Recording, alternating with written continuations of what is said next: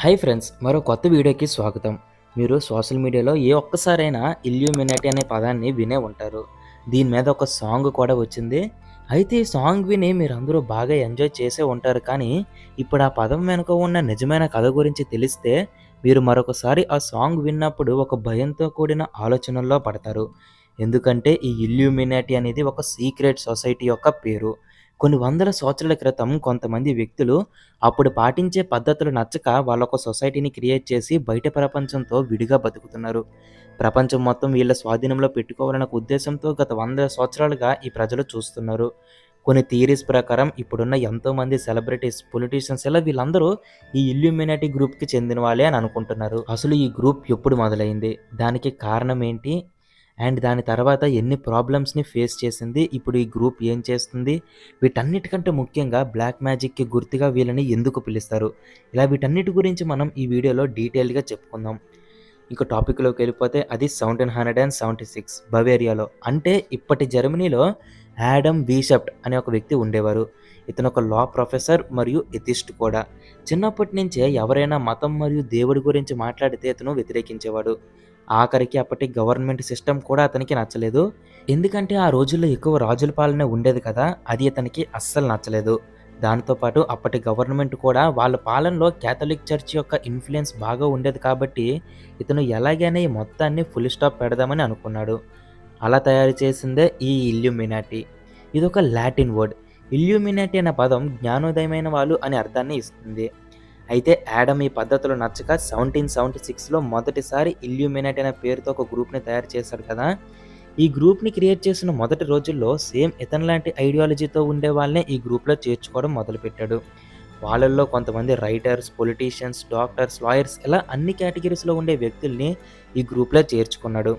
ఈ విధంగా పొలిటికల్ డెసిషన్స్‌లో కూడా వెనకుండి ప్రభావితం చేసేవారు. ఈ ఇల్యూమినాటి అనే గ్రూపు అంచెలంచెలుగా ఎదిగింది.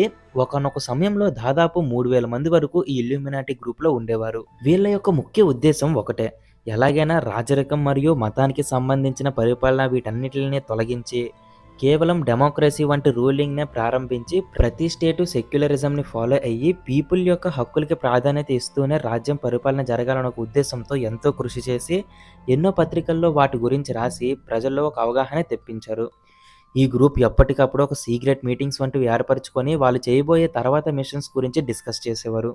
ఈ గ్రూప్‌లో ఎవరెవరు ఉంటారో ఎవరికీ తెలీదు.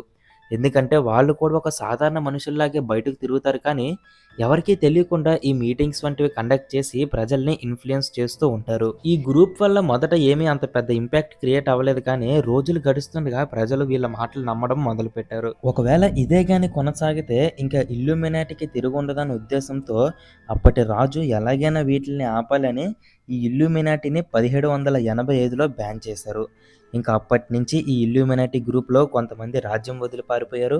మరికొంతమంది మెల్లగా ఈ గ్రూప్ నుంచి బయటికి వచ్చేశారు. లాస్ట్‌కి ఈ గ్రూప్ యొక్క ఆచూకీ ఏమైందో కూడా ఎవరికీ తెలీదు. ఈ విధంగా ప్రజల హక్కుల కోసం ఏర్పడిన గ్రూపు కేవలం 10 ఏళ్లలోనే అంధకారంలోకి వెళ్ళిపోయింది. అయితే ఇప్పటివరకు మనం చెప్పుకున్నది కేవలం నాణానికి ఒక భాగం మాత్రమే. చరిత్రలో వెలుగులోకి వచ్చిన కథ మాత్రమే మనం చెప్పుకున్నాం. కానీ నాణానికి మరో భాగంలో ఒక చీకటి ప్రపంచమే ఉంది. ఈ ప్రపంచం మాత్రం ఇందాక చెప్పుకున్నంత పద్ధతిగా అయితే ఉండదు. వీళ్ళు పాటించే పద్ధతులు వేరు, పూజించే దేవుళ్ళు వేరు, ఆఖరికి జీవించే విధానం కూడా వేరు. బయట ప్రపంచానికి ఎంతో విడిగా అసలు ప్రజల్లోనే కలిసున్నప్పటికీ విభిన్నమైన ఆలోచనలతో ఎంతో భయంకరంగా ఆలోచించే ఈ సొసైటీ ఈ రోజుకి కూడా ఉంది. ఒకప్పుడు ఇల్యూమినాటి అంటే ప్రజల హక్కుల కోసం పోరాడే ఒక గ్రూప్ అని అనుకునేవారు. కానీ ఇప్పుడు ఇల్యూమినాటి అంటే ప్రతి ఒక్కరికి ఏదో ఒక భయం కలుగుతుంది. దానికి వాళ్ళు ఏదో చేసే ఉంటారు కదా! అదేంటో ఇప్పుడు చూద్దాం. 1785లో ఇల్యూమినాటిని ఎప్పుడైతే బ్యాన్ చేశారో ఎంతోమంది దేశాలు వదిలి పారిపోయి మరికొంతమంది ఎవరికీ కనిపించకుండా అంధకారంలోకి వెళ్ళిపోయారు. చివరికి ఇంకా ఇల్యూమినాటి అనే గ్రూప్ అంతమైపోయింది అని అందరూ అనుకున్నారు. నిజానికి ఈ రోజు కూడా హిస్టోరియన్స్ ఇదే నమ్ముతారు. కానీ ప్రజలు మాత్రం ఈ గ్రూప్ అంతమైపోయింది అంటే నమ్మలేదు.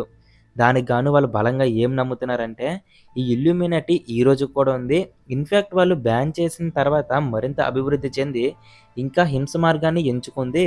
చివరగా మిగిలిన కొంతమంది ఈ గ్రూప్‌ని మళ్ళీ పునఃప్రారంభించి అదే ఐడియాలజీతో ఉండే ప్రజల్ని రిక్రూట్ చేసుకోవడం మొదలుపెట్టారని అనుకుంటున్నారు. వాళ్ళు సాధారణ మనుషులతో పోల్చితే కొంచెం ఎక్స్‌ట్రా పవర్స్ కలిగి ఉంటారు. బ్లాక్ మ్యాజిక్, హ్యూమన్ సాక్రిఫైసెస్‌ని కూడా చేస్తారు. ఎప్పుడో మన పూర్వీకులు వదిలేసిన ఎన్నో పద్ధతులను వాళ్ళు ఈ రోజు కూడా ఫాలో అవుతున్నారు. వీటి కారణంగా మిగిలిన ప్రజలతో పోల్చితే కొంచెం శక్తివంతులుగా ఉంటారు. అసలు వీళ్ళు ఇప్పటికే ఉన్నారని ఎందుకు నమ్ముతున్నారంటే, వాళ్ళు కోరుకున్నట్టుగానే ప్రపంచం మొత్తం డెమోక్రసీ మరియు రిపబ్లిక్ టైప్ ఆఫ్ గవర్నమెంట్సే ఉన్నాయి. అది కూడా వాళ్ళని బ్యాన్ చేసిన 4 సంవత్సరాల్లోనే ఫ్రెంచ్ రెవల్యూషన్ వచ్చి, ప్రజలు ఆ రాజ్యం మీద తిరగబడడంతో మొనార్కీ గవర్నమెంట్ పోయి మొదటిసారి డెమోక్రసీ పాలన మొదలైంది. మనం కరెక్ట్‌గా చూస్తే వీళ్ళని 1785లో బ్యాన్ చేశారు కదా! కరెక్ట్‌గా అది జరిగిన 4 ఏళ్లకే ప్రజలు తిరగబడి ఫ్రెంచ్ రెవల్యూషన్ వల్ల రాజరికం పోయి, దాని తర్వాత ఈ కొలనైజేషన్‌లో భాగంగా ప్రపంచ దేశాలు మొత్తానికి డెమోక్రసీ, రిపబ్లిక్ సిస్టమ్స్ ఇంట్రొడ్యూస్ చేసి, ఇప్పుడు చూస్తే మాక్సిమం కంట్రీస్ అన్నీ ఇవే ఫాలో అవుతున్నాయి.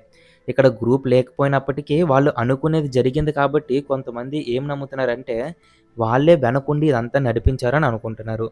ఒక అంచనాల ప్రకారం Barack Obama, George bush, Donald Trump, bill gates, Elon Musk ఇలా ప్రస్తుతం ఉన్న ఎంతోమంది సెలబ్రిటీస్ ఇల్యూమినాటి సొసైటీకి చెందిన వాళ్ళే అని అనుకుంటున్నారు. కానీ నిజమేంటో ఎవరికీ తెలీదు. ఒకటి మాత్రం నిజం, మొదట ఇల్యూమినాటి గ్రూప్ ఏర్పడింది మాత్రం ఒక మంచి ఉద్దేశంతో, రాజుల పాలన నచ్చక ఈ మొత్తం మొనార్కీ సిస్టమ్‌కి ఫుల్ స్టాప్ పెడదామని మొదలుపెట్టారు. గానీ దాని తర్వాత ఇది బ్యాన్ అయ్యాక ఎన్నో కాన్స్పిరసీ థియరీస్‌కి కేర్ ఆఫ్ అడ్రస్‌గా మారింది. మరి మొత్తం ఇన్సిడెంట్ మీద మీ అభిప్రాయం ఏంటో ఖచ్చితంగా కామెంట్ చేయండి. మరొక వీడియోతో కలుసుకుందాం. బాయ్.